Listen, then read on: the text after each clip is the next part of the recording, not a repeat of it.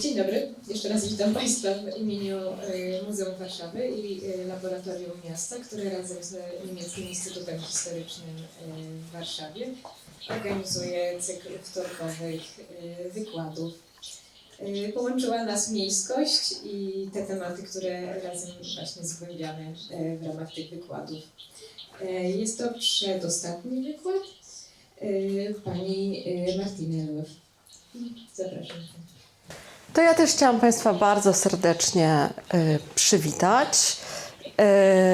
No i też cieszę się bardzo z tej współpracy i faktycznie połączyła nas miejskość i mam przyjemność przedstawić panią profesor Martinę, która jest socjolożką na Uniwersytecie Technicznym w Berlinie, autorką bardzo licznych prac na temat socjologii miasta, socjologii przestrzeni, ale także socjologii edukacji. Od tego tematu zaczynała swoją karierę naukową.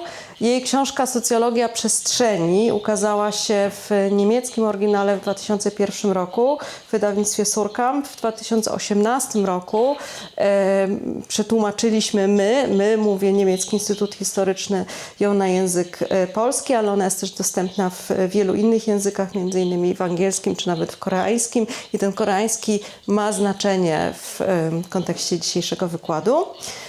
Pani profesor studiowała w Marburgu i we Frankfurcie, doktorat uzyskała we Frankfurcie nad Menem. Następnie obejmowała kolejne katedry socjologii, najpierw na Uniwersytecie Technicznym w Darmstadt, a od 2013 roku na Uniwersytecie Technicznym w Berlinie. W centrum jej zainteresowań znajduje się zagadnienie relacyjności przestrzeni, społecznego konstruowania przestrzeni, zwłaszcza przestrzeni miejskiej. Jej prace są inspirowane m.in. teorią systemów Lumana i teorią strukturacji Giddensa, a ostatnio zajmuje się także przestrzeniami cyfrowymi. I wyczytałam dzisiaj na stronie internetowej Uniwersytetu Technicznego w Berlinie, że pani profesor jest jedną z 3 najbardziej wpływowych socjolożek na świecie. Serdecznie witamy. Dear Professor Löw, the floor is yours.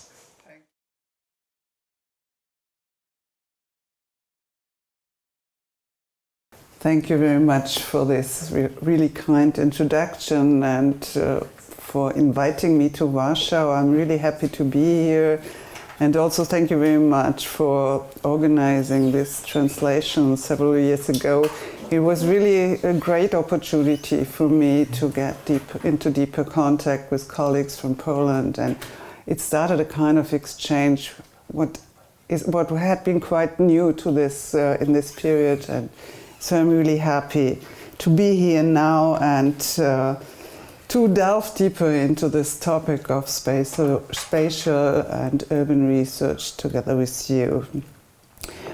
So what do you expect? I would like to introduce the concept of refiguration. I don't know if you know, I'm heading a center on spatial refiguration. That means new structuralizations of urban landscapes, and all in all also the idea that we have to deal with new developments in the way societies organize their space, and then we have to grasp that. And the center is interdisciplinary, so we are a group of 70 colleagues working together on the question how we can grasp the new developments in the relationship from human beings regarding their spaces. And we have developed a concept, it's now 7 years that we do this kind of research, and we developed a concept called refiguration, and I would like to give you a short introduction to that. And then I come to the main hypothesis, I would like to say the main result of the first and second phase of this kind of research in the Center on Refiguration, which is also a diagnosis on how societies tick today. So it's really, we really try to grasp these new developments in societies by a spatial perspective. And then I would like to explain these new developments in 2 case studies, and the one is Berlin and the second one is Seoul, or the Greater Seoul area. And I come to Seoul and South Korea because they are very much into new technologies and they really try to develop smart cities. So we can really see how new spatial developments find their places in society.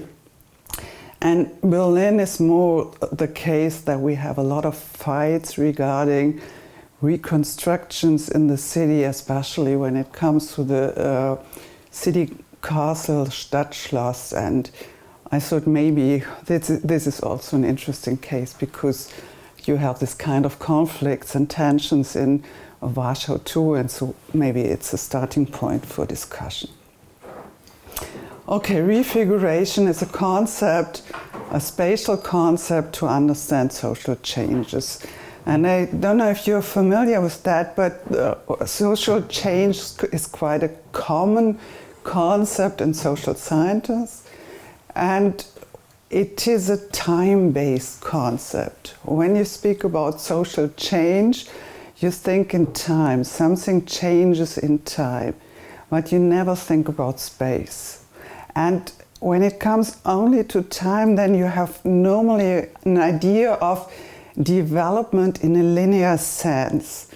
That's why the concept of social change is often used to say, we face social changes in Western Europe, for example, but other countries are behind. And so the concept of social change, which was quite developed in the 1950s in the United States, is a concept which deletes every spatial idea from transformation. But we all know that every single transformation is not only in time but also in space. And space brings the idea into the play that things happen in different ways at the same time. So it connects different places in the world because space is what is close to each other, but in time it is a measurement for what is after each other. So of course I think we have to deal with time spaces, but the first step is to make us think about the spatial developments to grasp a new idea of social developments. And we developed this concept of refiguration multiscalar, so we don't think that a concept like globalization fits very well to see what kind of developments we face, because it says that we have changes on the global scale and these are the most important changes. But we think that we have changes on every scale, on a local scale, on an urban scale, on a national scale and on a global scale. And we need to develop diagnoses which are multiscalar. And refiguration plays with the idea of the figure. And I tell you more about that. But the main idea, first of all, is that we start to think about refigure. And when you have refigure instead of social change, you start to think spatially because it's difficult to develop an idea of a figure which is not spatial. And that's why we use this new term. And the idea is that when we find a new starting point for our thinking, then it's easier for us to develop new ideas for the future and at the same time to understand the past better. Yeah, what is a figure? It's an abstraction, of course, and an abstraction, you know, this kind of abstraction, for example, from dance theory. An arabesque is a figure in dance, and you can dance an arabesque in different ways. It's still an impression of this specific abstract figure. And it's always an interpretation. You do it by your body. If you dance this arabesque, you do it in a different way, but you still see this is this specific figure. And we use this idea of figure to to build ideal types of spatial constructions. We think that people develop spatial placements in relation to each other, but in typical ways. And when we want to understand spatial developments, we have to understand the most important structures we use in societies. And these kind of structures we name figure. And we decided to use this term figure and not the term form, because the figure, when it comes to the Latin origin, is always something which is connected to movement, which is something which resonates. It's very much connected to bodily expression, and form is more stable and a static construction. And so I try to bring movement and time into spatial construction by using the term figure. And we ask now about how do we refigure societies. And by the way, we do the research in more than 20 countries in the world at the same time. And so we have quite a lot of data to relate different refigurations to each other. I don't want to say we do a comparison. I don't think we do it in a very strong way, because we do research on different topics in different countries, but it gives us the opportunity to relate data to each other.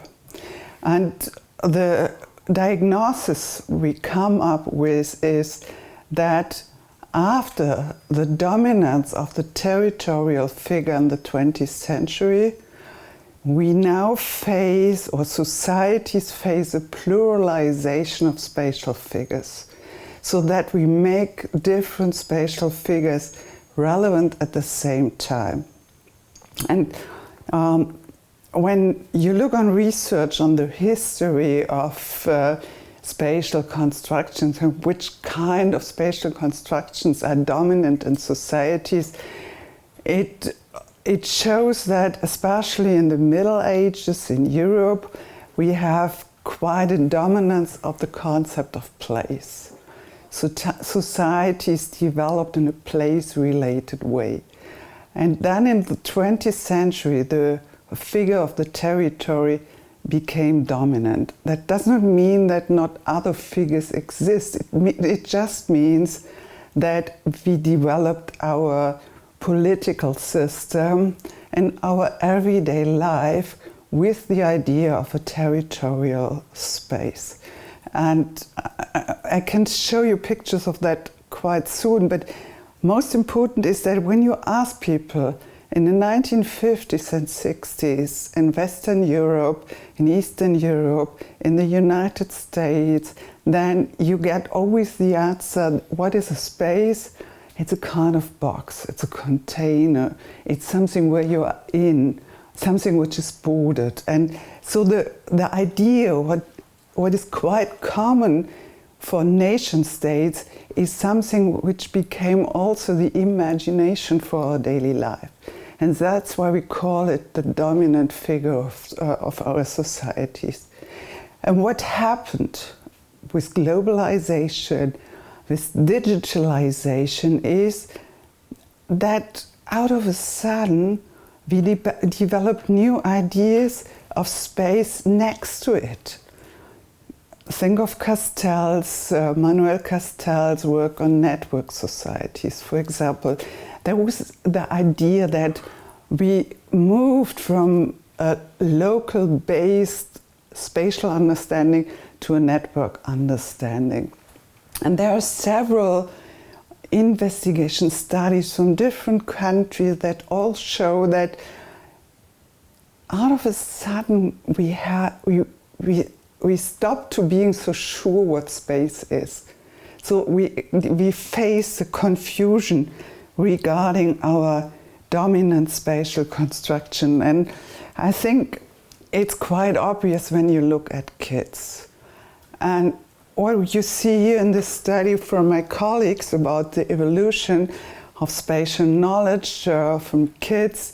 It's a study which is based on a meta-study on investigations in a lot of countries, and also with an interview study in South America, Chile, and in Germany. And what they show is that in the 1970s we had this, or kids had this close idea of an island. They grow up in a space which becomes bigger and bigger. There was no question what the space is. Space is something what I can show to others, something which I experience as a unit. This unit can become bigger, but it's still something which is one part. And when you ask kids nowadays, what is your space, you get pictures like that on the right side. It's different things together. They don't know exactly how they are connected, different layers of spatial constructions. They travel fast. They have this digital layer next to the physical layer, and space became something which is quite uncertain in our daily life. And we can see this in different social phenomena. This is just a normal control center, in this case from our case study in South Korea. But of course you have similar control centers wherever you have video surveillance. And when you look at this kind of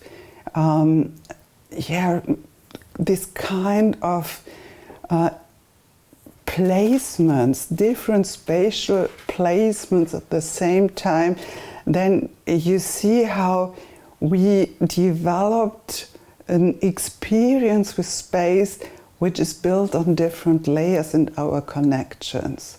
I think the most impressive example is maybe that we moved from a city map to a navigation system.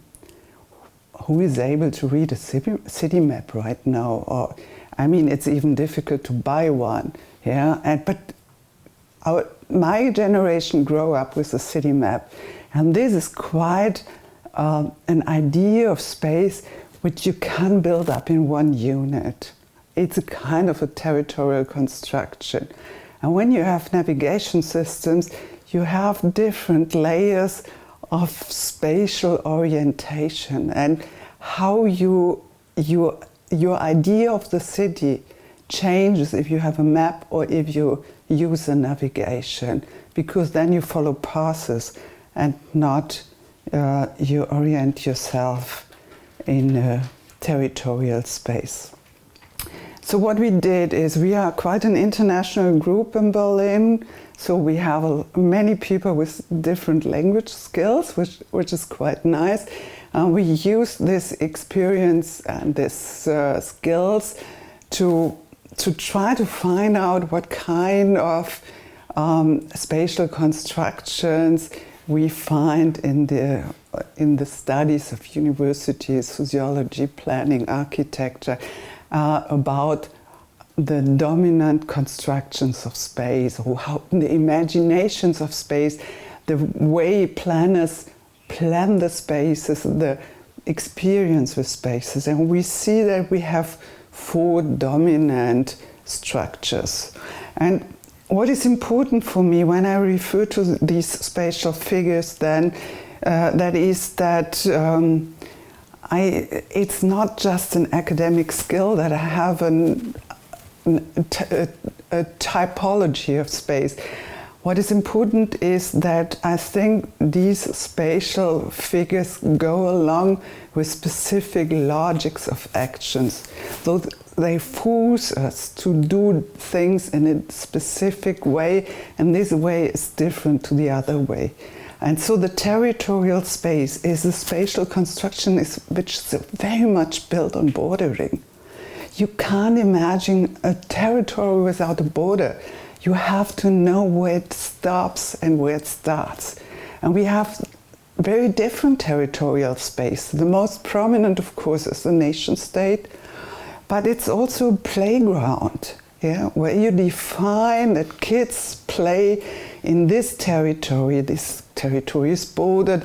Sometimes there are signs. You don't use this when you are older than 14 or things like that. And imagine 70 years earlier, kids played on streets, yeah. But now we have specific territories for them to play. That's how we organize our urban space, and that's quite what I want to show about urban developments. In the 20th century, we developed this idea that territory is a solution for our problems in daily life. And now with digitalization, we have the second layer of a network space, which is not territorial, which is about association, to connect places and people by technology. And of course, it's a revolution in several phenomena. Just think of going to the United States in the 50s means that you can't read a newspaper, or you can, a German newspaper, when you go as a German to the United States, you can read a newspaper, but it's 7 or 8 days old. And you can't phone home.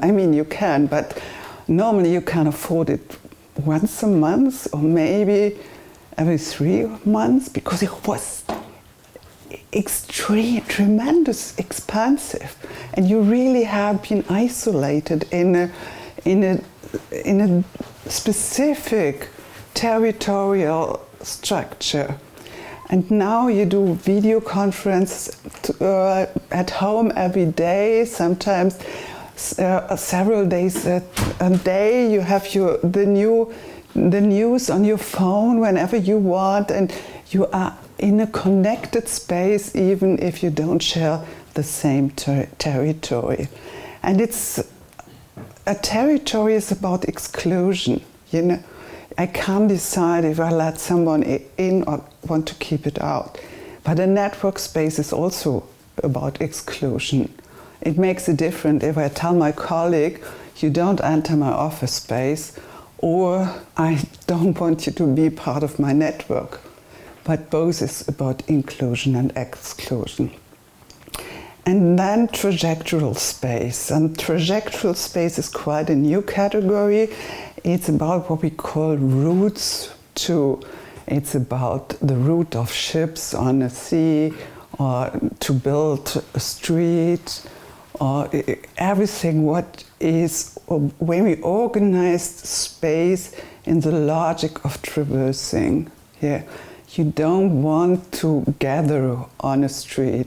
You don't want to stay there and enjoy the sun. You have to move. It's about movement. You have an aim. You want to go somewhere. And this is a different spatial construction than the others. And last but not least, place is about identity, assembling, the logic of uniqueness. And when you look at city planning, for example, then quite often you have a strong contradiction between place and trajectory. That some fight really for place together and the others for fast movement. And then you have the conflict. Or when you look on territory and network space, then, for example, the whole migration issue is on that, yeah? If I want to close a territory, or I want to keep the gates open and to allow migration routes to become reality. And the whole pandemic question was on closing a territory or having a network space. So what I want to say is that what we face as refiguration is quite often a conflict between different logics of acting related to spatial figures. And this is what makes society develop. I don't mean it in a good or bad sense. It makes them refigure. It's a new social situation when we go a step behind and see that the territorial space is still quite important, but it's no longer the only one, the most important. It's not that logic of action what we have, it's in contradiction to the other spatial logics, and that's a driver for refiguration. I'm sure there are several drivers for refiguration now, but what we do, what I do, is to look from a spatial perspective, and then we see this tension and conflicts between spatial figures. So we use this concept as a tool to understand spatial situations, spatial conflicts in cities, in urban environments. And for us, it's quite helpful to use the concept of figure, the conflicts between figure, and the question of social change by spatial developments to understand social conflicts in urban environments in different way. And now I come to the Berlin case, and I try to exemplify this concept on the case with the Stadtschloss in Berlin. Maybe you're quite familiar with that here. On the left side, on the top, you see a postcard from the beginning of the 20th century. On the right side, you have the city castle, which was built from the Hohenzollern in the 15th century. And on the left side, the Protestant dome. It was built by William II during this period where they printed this postcard. And as you can see, there is quite a connection between the dome and the castle, because William II, he used the example of the castle to build the dome in a similar way. So there's a connection between the two kind of domes. Both have a cross on the top, and in the middle you have a shared space. It's not that you have a trajectory space which puts the two parts in different corners of the city space. It's really connected. It's one place. You have two architectural building sculptures, and they seem quite connected to each other by the form they have. And you have to imagine William II, I think you are quite familiar with him, was it was on the high days of German colonial history. It was colonialization, of course, in Africa, colonialization of the neighbors, as you know, and colonialization, inner colonialization, as William II had this phrase. I say it in German because it's difficult to translate. Ein Volk, ein Reich, eine Religion. So when I try to translate, it's one nation, but nation in the sense of built by blood, one nation state and one religion. And this is the Protestant religion. So he fought really hard against all the Catholics in Germany. And this Protestant dome is next to the city castle because it was an impression of this kind of power and this kind of nation building. It was really the idea to build on territory, by the way. And for example, the Nazis, the elite of the Nazis, they used to marry there and to show the marriage pictures with the dome in the background. So what happened in the GDR, you see it in the picture down, they turned the palace away. I mean, first of all, they get rid of this Hohenzollern Stadtschloss and they build a new palace. And this Palace of the Republic turned the face away. It's a completely different form. It does not communicate with the dome at all.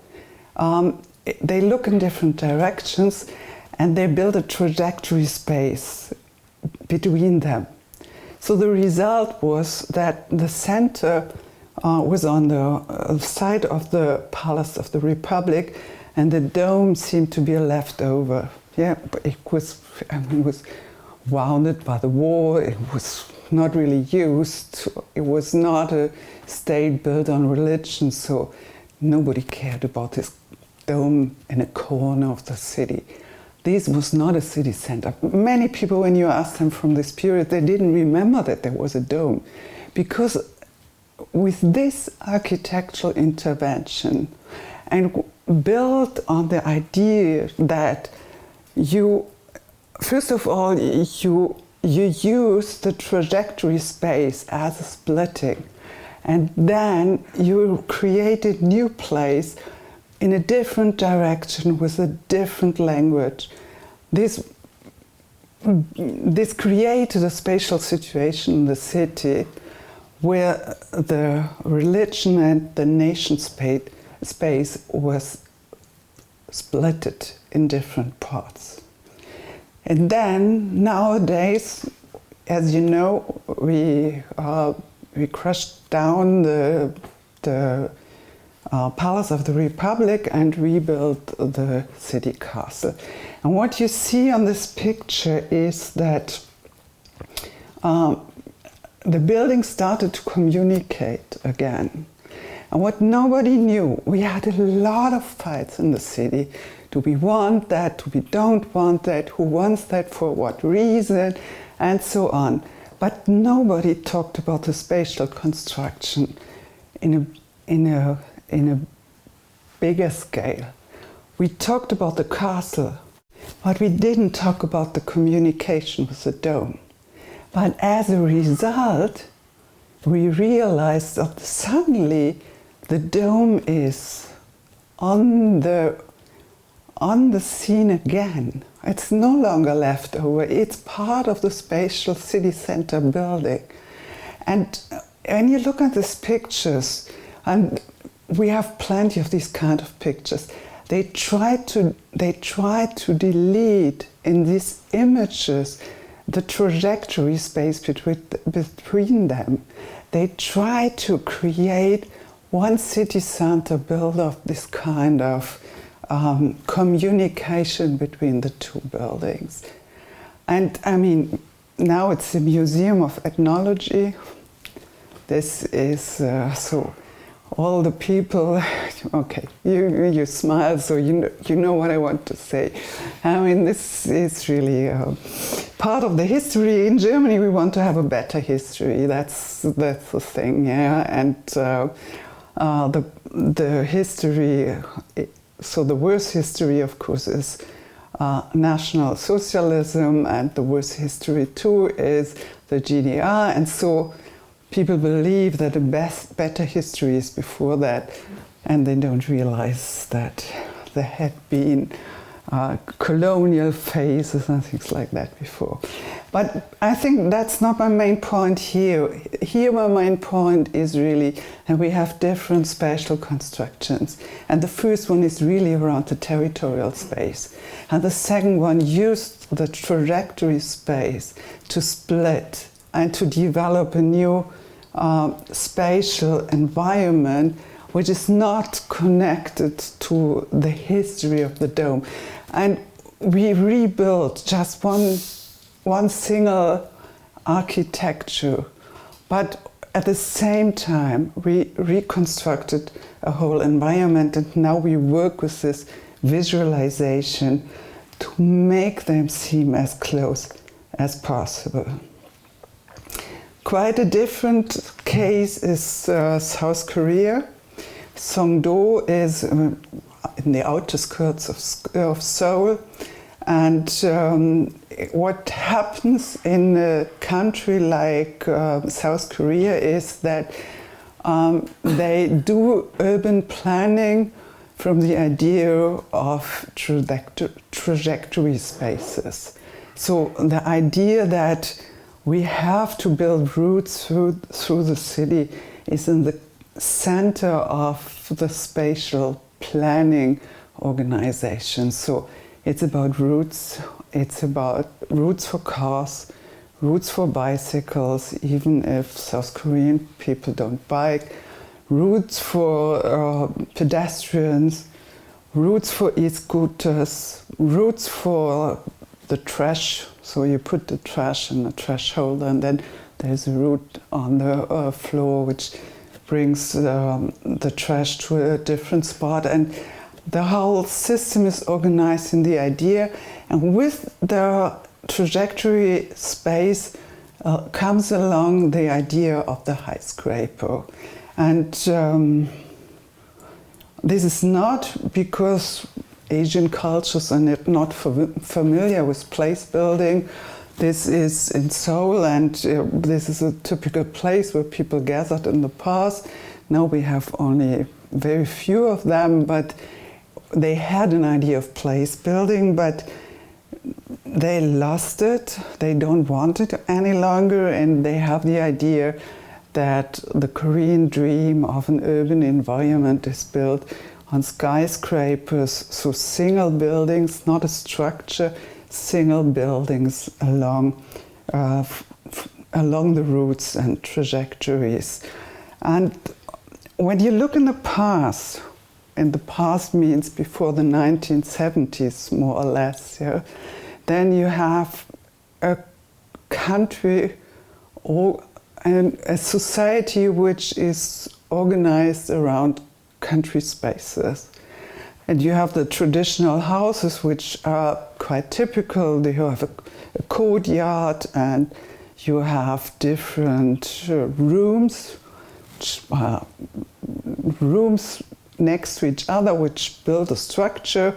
And you have a wall or a fence and a gate, and this is a space for a family, but not for a small family, but for a bigger family, and they're separated between men and women.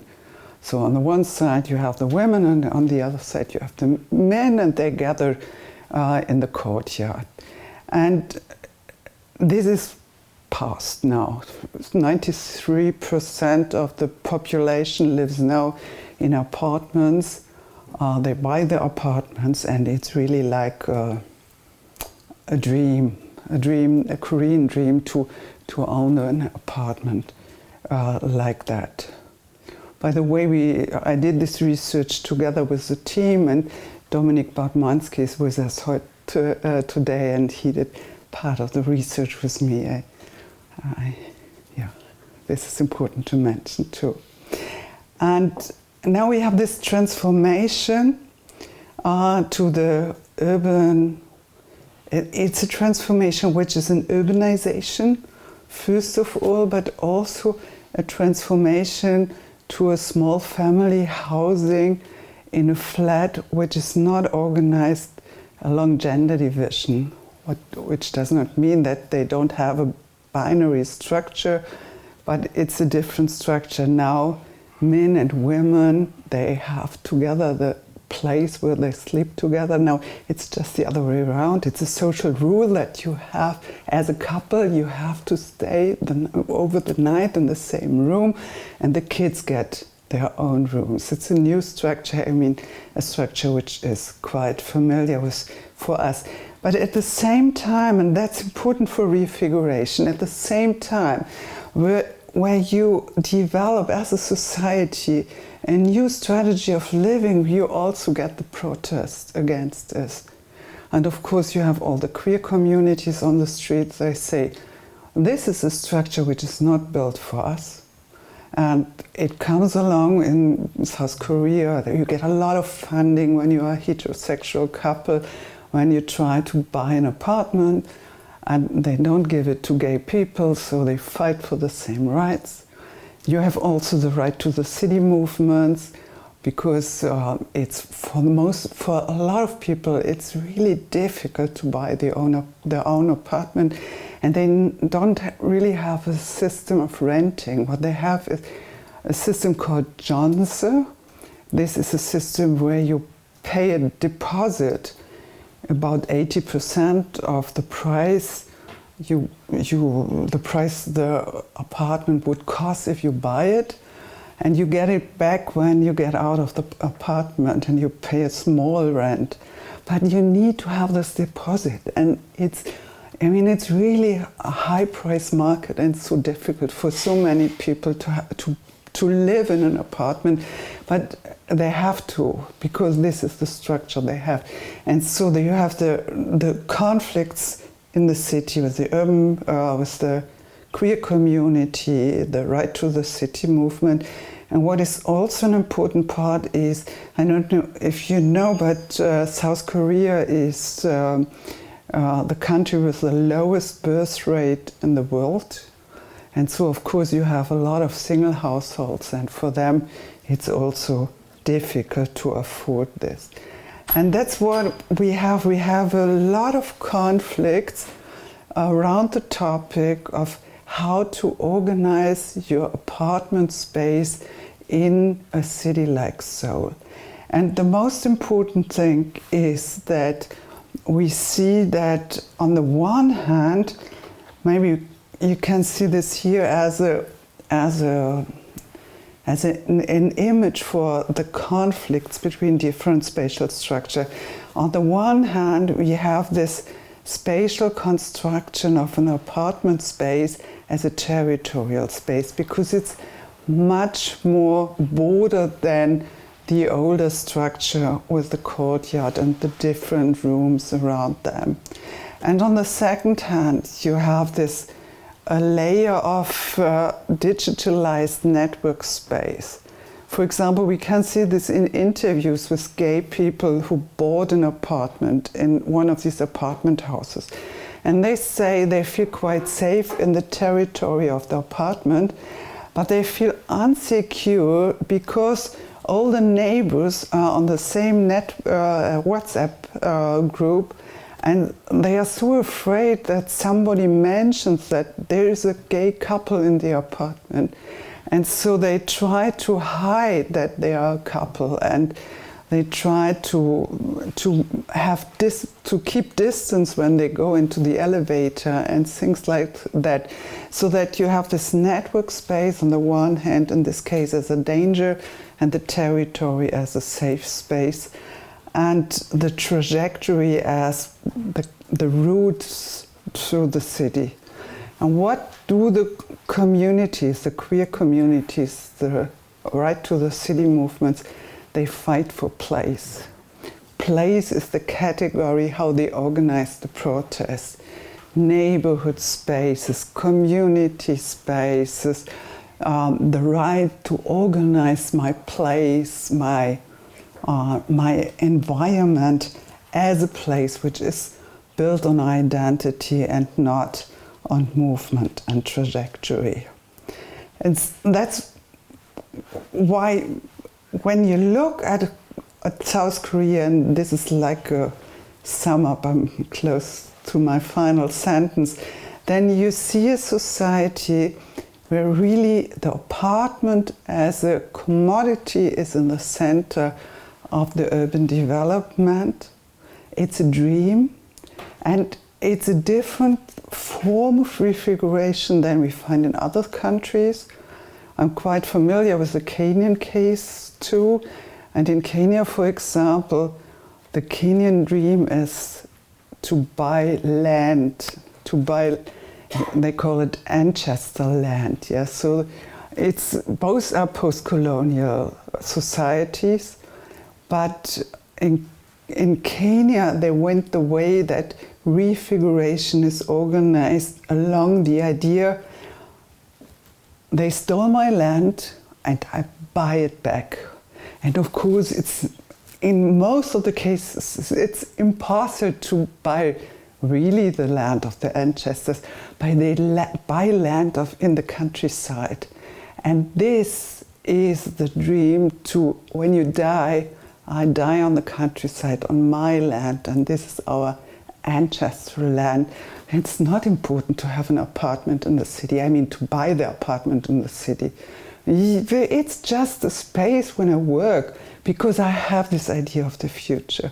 And in Korea, it's totally different. The dream is, and the parents invest for the kids, so to have this apartment and to stay in this apartment for the future. And so it's different ways of refiguration. But what we face in all these cases is that we have a development starting in about the 1970s, which really reorganizes the spatial structure of the society, and we understand these kind of developments when it's not just millions of spatial cases, but a case we try to understand by this logic of spatial figures, and then we see quite often the conflict between territory and network, which is quite, I think, a dominant conflict, but it's also quite often between trajectory and place and different, several other combinations. So I think we think that the relation between spatial figures is a driver for refiguration worldwide. I think that's also a possibility to see the connection between the countries in the world, the cultures in the world, by the same challenge that we face spatial refiguration. And then, of course, we can see the differences, but also the connections. So I would say it's quite a diagnosis of the present to really look at these conflicts between spatial figures and to see or to stay curious about the different paths we go in different spaces, so that we don't talk about social change in general, but in a place-related way, looking on at the same time on all scales of spatial developments and spatial structuring. And these are some of the publications, and I really want to thank you for your attention. Thanks a lot.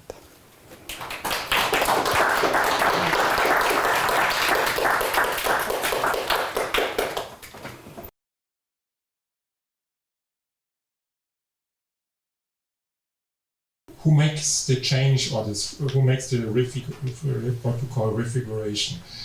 Are there different groups or actors, institutions that are forcing this refiguration or accelerating it in the different cases, or are they quite similar in the different places you study?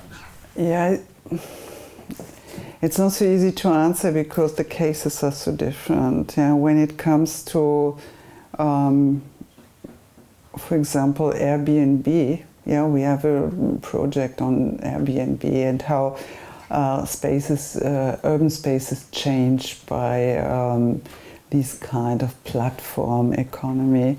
Then, of course, we see that a major player is the organization itself, but also the different local governments. So Berlin deals with the case in a total different way than, for example, Cape Town.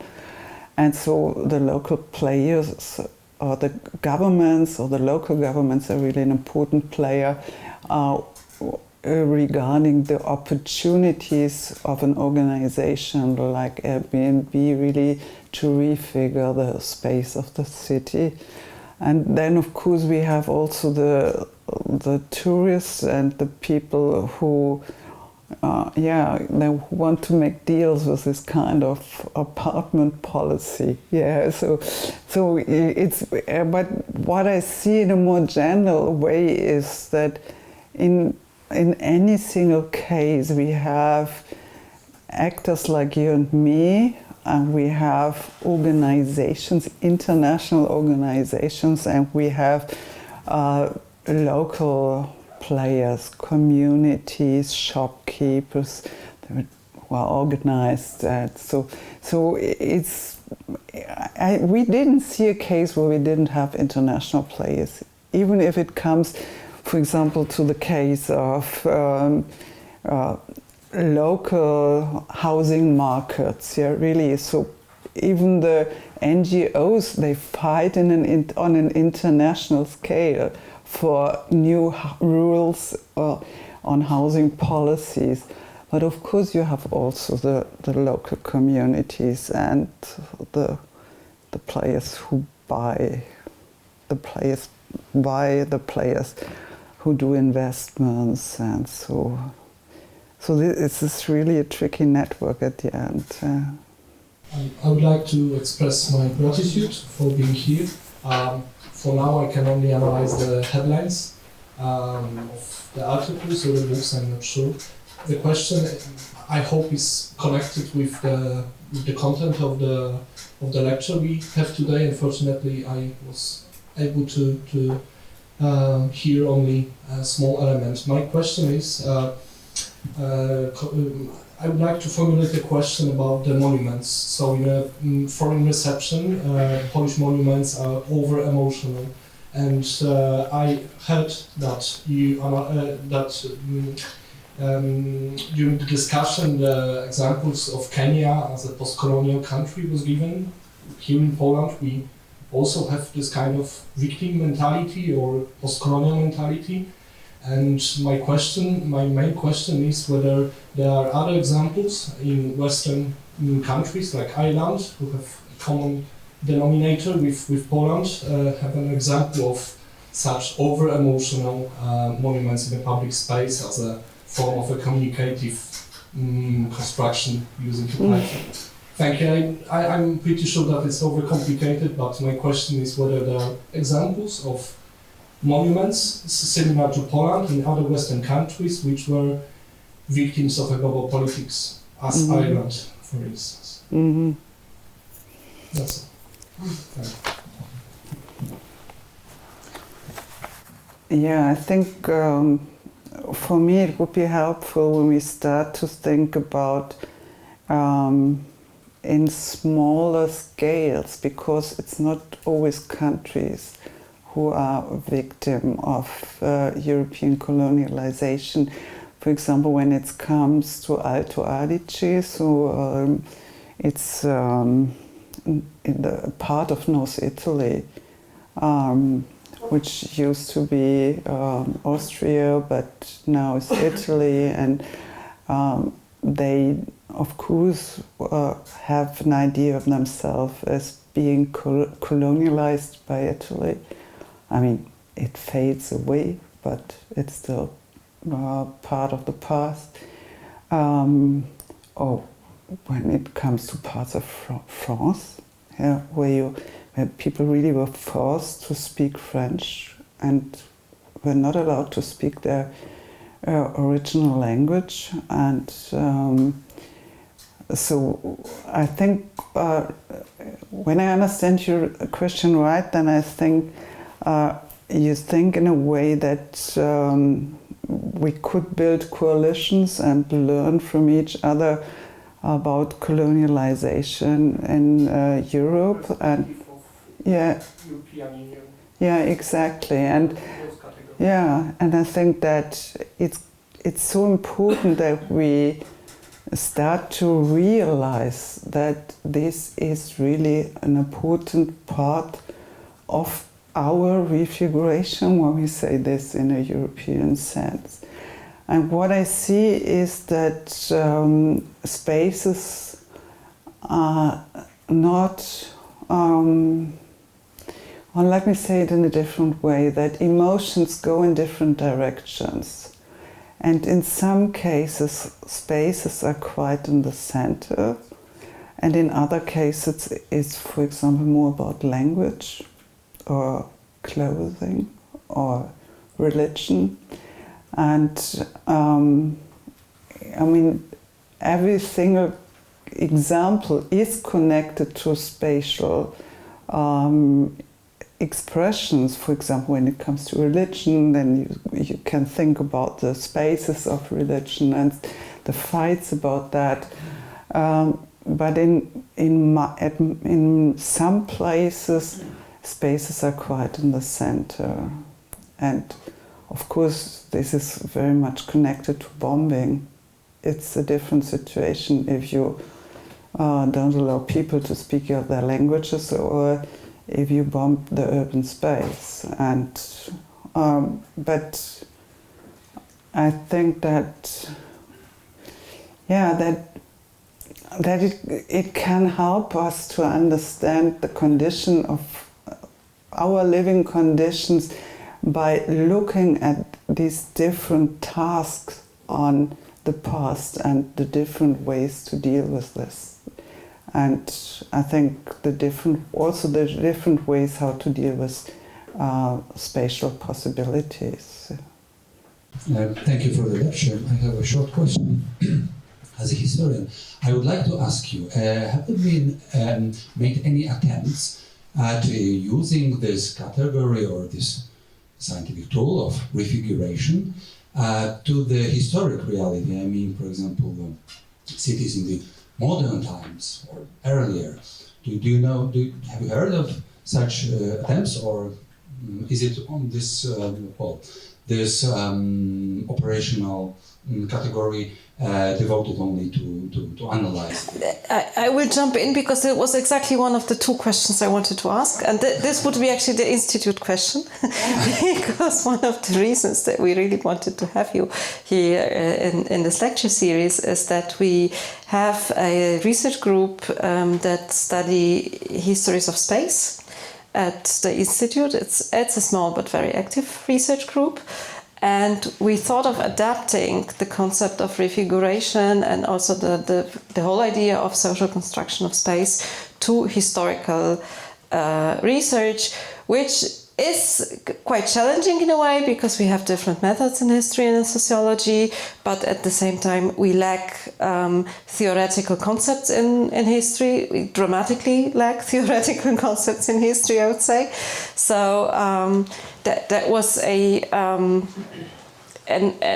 idea to combine the two, and the question would be maybe more general to what Alexander asks. How do you think about enlarging the concept to historical research, especially that you said, well, this is all about change, and change is not only in space but also in time, or change is in time and you add space to that.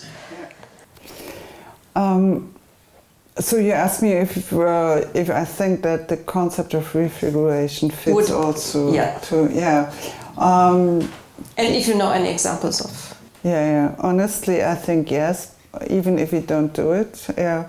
So we tried to go the way that we said, okay, we are sociologists and we are able to see late modernity. I mean, otherwise we get lost here.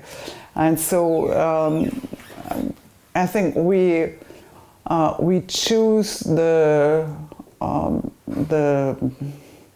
date 1970 or the long 60s, as a starting point for our research by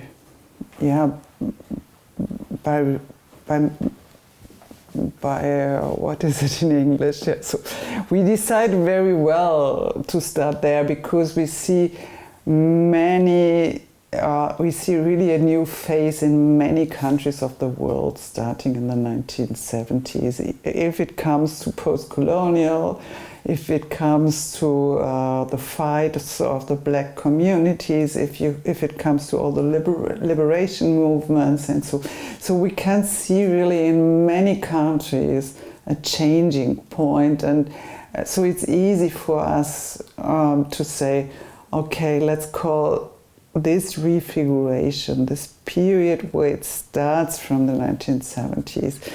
But I think that the combination of time and space and the new perspective we as a scientific community can develop by a concept of refiguration which really fosters us our question on changes which is in time, to combine with the perspective on spatial relation, helps us also to understand different situations in history. And when I think on the whole development or the whole research on global history, then we see that how connected different places in the world are at the same moment in time. And this, of course, is a spatial connection. And this kind of spatial connection is a connection which is organized in different spatial structures. And so, for example, what my colleague Ulrike Jureit, the historian from Hamburg, she does research on colonial maps, for example. What she shows is quite similar to what we do. So, for example, how the routes which the colonializers and the scientists who went to Africa built a whole landscape of research. And I think these kind of grasps on history by the spatial perspective can really open up new research questions or new ideas about developments. And more or less it's what we do. We try to understand a situation better with the help of tools. And I think refiguration can be a tool to see new things and the combination of space and time. And also the spatial figures. But maybe I should mention that we still hope to find more spatial figures. I mean, it's not a closed system, yeah. So, for example, we now apply for the third phase, and we have 2 projects. Or we asked for the funding for 2 projects, which should help us to see if there's more in the concept of spatial figure. And one is on the space out there, outer space. Yeah, so it's like about satellites, and so when you leave the Earth as your research field and you look in the outer space, what do you find? Is it a network space or something else? And the other one is on heat, because when heat is a special phenomena, but it's not easy to grasp. I mean, it's not a place, it's not place-based, it's a move, it's always on the move, but it's not in a trajectory. So what can we do with a phenomena like heat? So, and maybe it's the same when you look into the past, that you see new or other spatial figures. I mean, I quite often hesitate to say that in the Middle Ages we have a place-based society.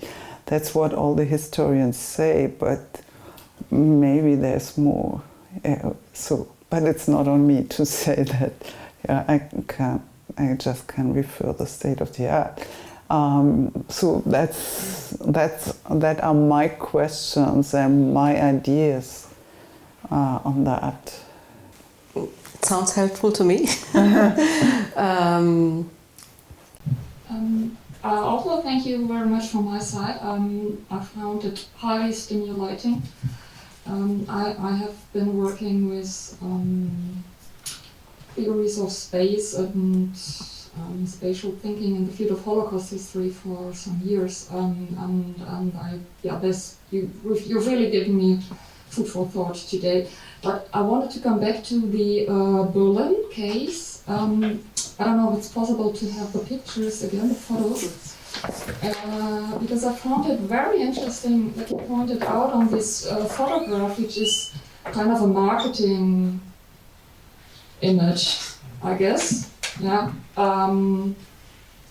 that it is that this is shot from a standpoint where you don't see the traffic and the street and the movement and the routes, as you said. And I was wondering if there is also such a thing as a space as an image, because I think it will never look so good and so compelling than on this picture. And I think that this is the case with a lot of what is so-called signature architecture, which is now a global phenomenon. Also, when I think of, I don't know, some random examples, like a bridge by Calatrava, it never looks as good if you actually see it in the wild. And perhaps it doesn't have to, because most people will see it mediatized. And also another German example for it would also be the reconstruction of in Dresden of the old city. That was, the idea was it should look like Canaletto paintings, where in fact we know that these paintings are not photographs, but also highly constructed. So I'm kind of repeating my point, but how would you conceptualize this kind of, I guess it's not the space itself, but a space that is constructed in a way that the pictorial representation is somehow, I don't know if more important, but at least as important as the space itself. Jean Baudrillard calls it a simulacrum. Yeah, well, I mean, what is super simulacrum about the city castle, if I may add that? Because the city castle had one important positive meaning for the GDR, because from one of the balconies, after the German Revolution, after the First World War, the Republic was proclaimed. And when it was heavily damaged during the Second World War, and when they tore it down in the GDR, they kept this balcony and put it on the official GDR building. And now you don't see it here on the picture, but it's to the right side of it. And if you stand in front of the dome, you can now see the original, authentic, historical balcony added on the facade of the GDR building. And then you see the balcony, the reconstructed so-called fake balcony on the castle, and yeah, it kind of begins to blur in the meanings. Yeah. I differentiate between knowledge, digitalized action, and structure or order. And maybe it doesn't work in English, because in German it's Wissen, and this German word Wissen, so the translation of knowledge, is very much connected to it. Not only to what we know, but also to what we feel and what we imagine. And so I try to understand every single spatial case by these three levels. So how do people act? How do people plan or organize or structure something?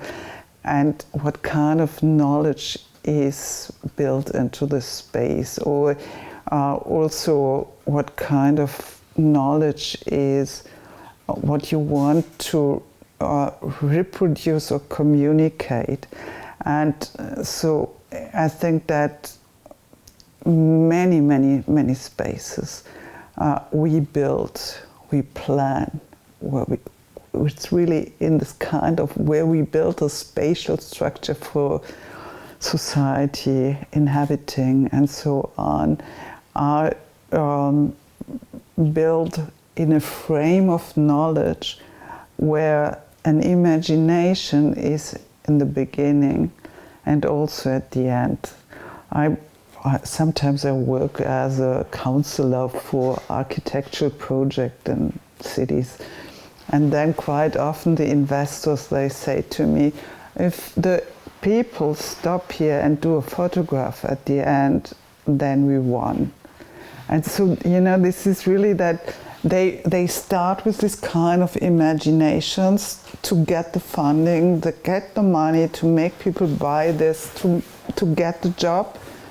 And the aim at the end is also to become part of the visualization system of a society.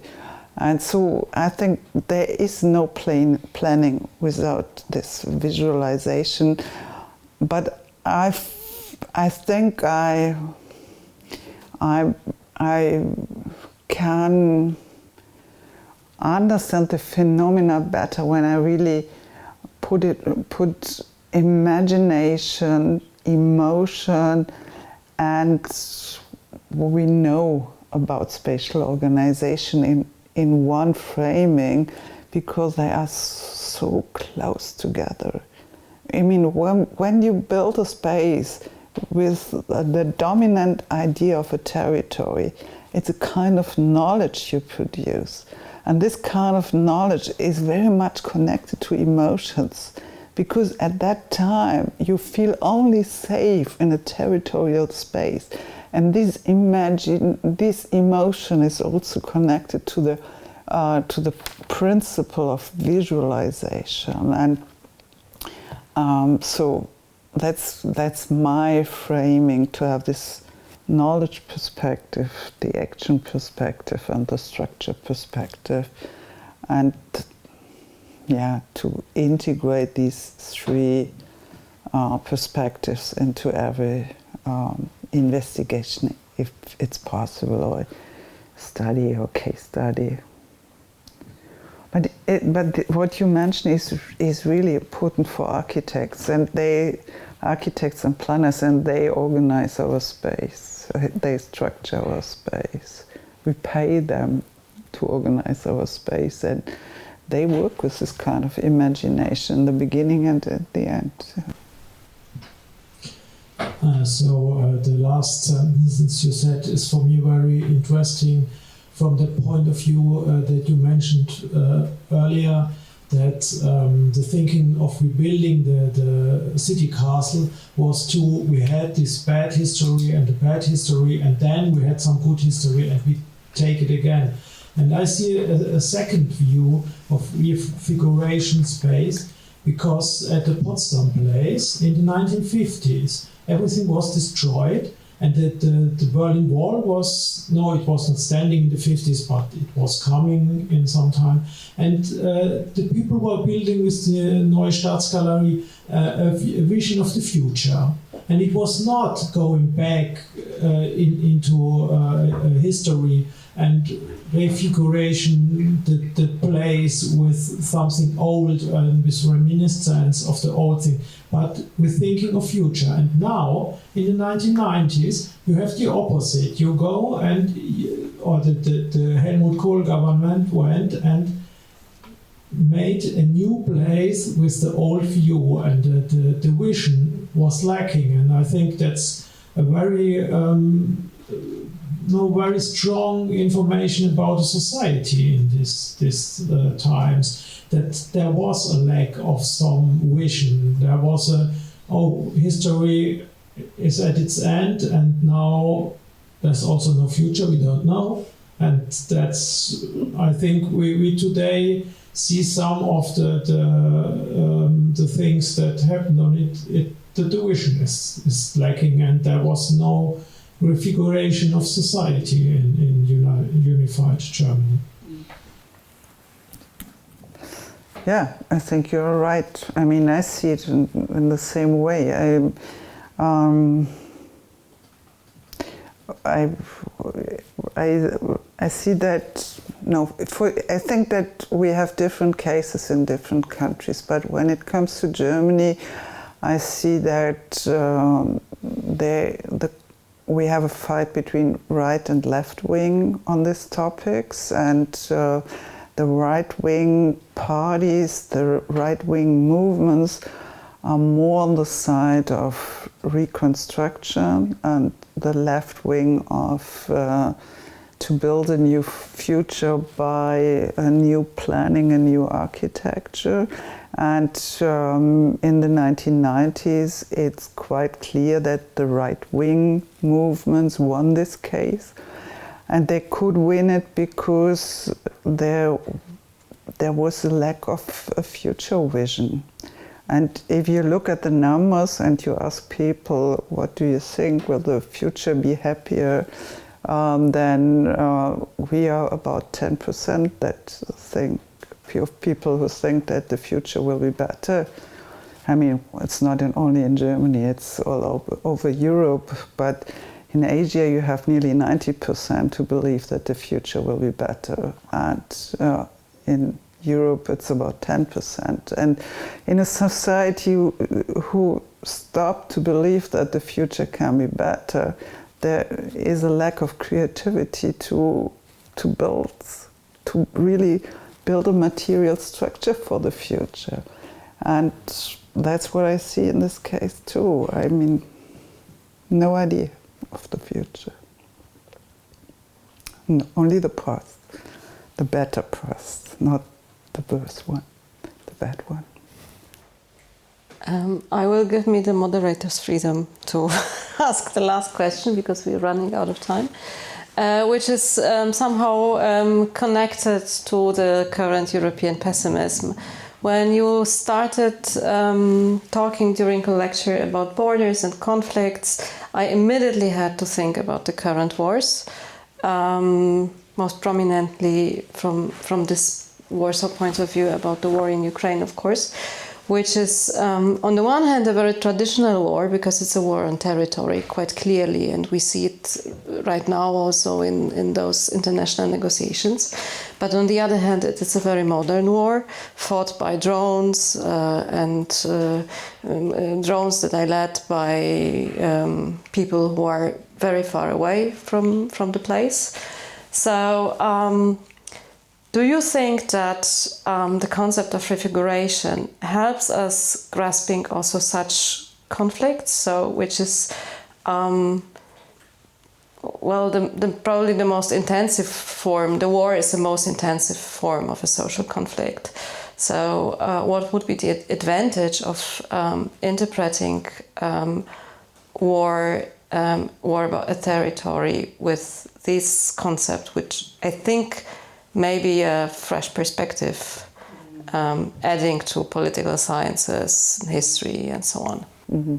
Yeah, I mean, there is one important part for us in the, which is embedded in the term refiguration, and that is that because it's about space, it's not a process which goes in one direction. Yeah, it's not about progress. It's really about what takes place, what happens in different spatial relations at the same time, and that means that it's also about the tensions between things who seem to go into different directions. So the territory can be stronger. For example, we never ever had so many bordered spaces in the world. I mean, material bordered spaces, fortified spaces in the world than nowadays. It's more territory, more bordered territory than ever before, and at the same time it's more connected than ever before. And I mean, I don't know if the term tension is very helpful for that, but what I mean is that it's not one direction, it's different things, different practices at the same time. And that's what I see in this wars, that we have a strong fight for territory, a strong fight for the nation state. And at the same time, we have a really strong network space, which is working here, and also a very international strategy. It's about the nation state, but it's organized in a very international way.